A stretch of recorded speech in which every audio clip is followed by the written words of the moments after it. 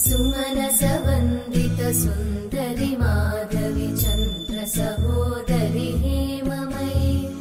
मुनिगणवन्दित मोक्षप्रदायिनि मञ्जुळभाषिणि वेदनुते पङ्कजवासिनि देव सुपूजित सद्गुणवर्षिणि शान्तियुते जय जय हे मधुसूदन कामिनि आदिलक्ष्मि जय पालय माम्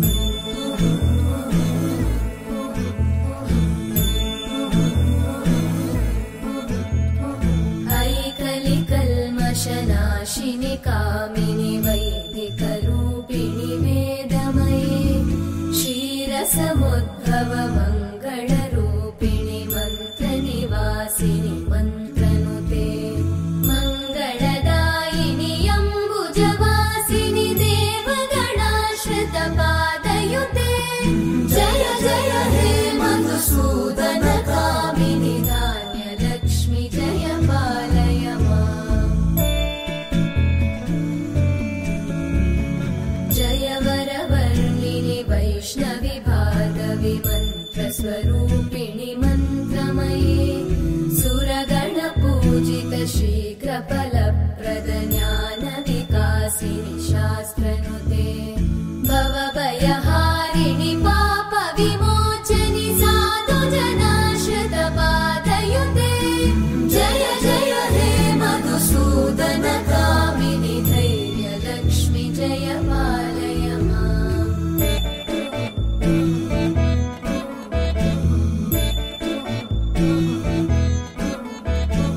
जय जय दुर्गतिनाशिनि कामिनि सर्वफलप्रद शास्त्रमये रथगजतुरगपदादिसमानुत परिजनमण्डित लोकनुते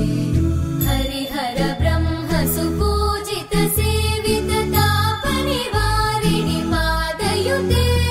जय जय हे मधुसूदन कामिनि श्रीगजलक्ष्मी पालय माम्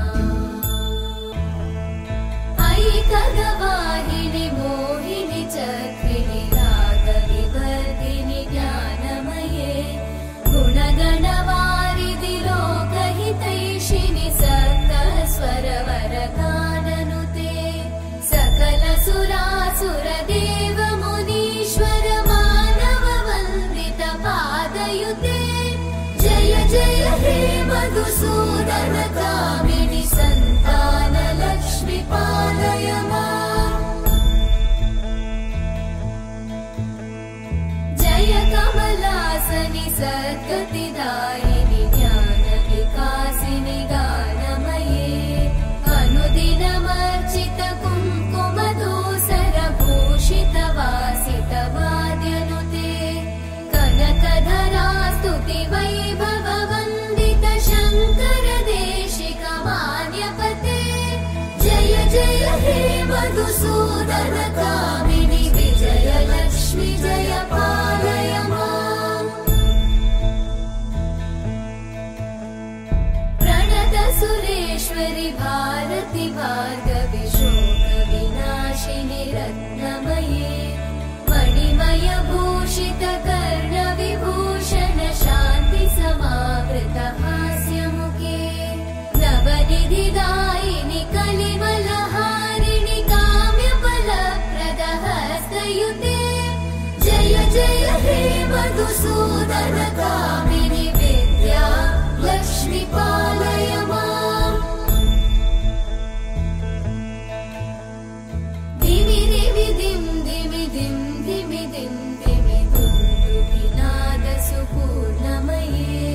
धुम धुम धुं धुम धुं धुम धुं धुम शङ्खनिनाद सुवाद्यनुते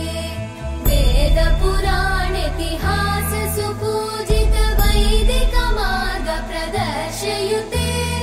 जय जय हे मधुसूदन कामिनि श्रीधनलक्ष्मी पालय माम् जय जय हे मधुसूदन कामिनि श्रीधनलक्ष्मी पालय